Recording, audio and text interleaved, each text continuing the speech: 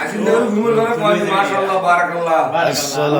আলাইকুম ওয়া রাহমাতুল্লাহি ওয়া বারাকাতুহু। না এখানে তো ওই আমি কোরআনের ইনশাআল্লাহ সেট করবো।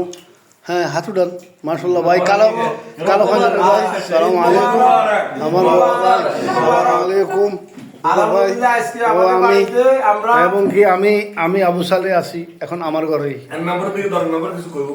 বলেন ঈদ মোবারক, ঈদ মোবারক।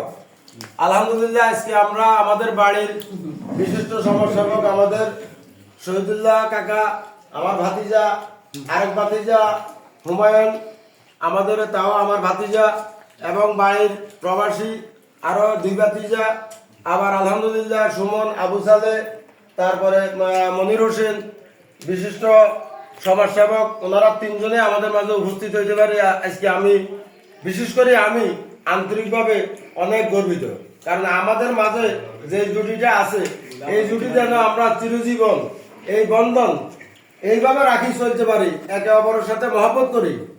এই ঈদকে ঈদের শুভেচ্ছা জানিয়ে সবার কাছ থেকে আসসালামু আলাইকুম বলে আমি বিদায় নিচ্ছি। ওয়ালাইকুম আসসালাম ওয়া রাহমাতুল্লাহি ওয়া বারাকাতুহু। মাশাআল্লাহ তাবারাকাল্লাহ, ঈদ মুবারক।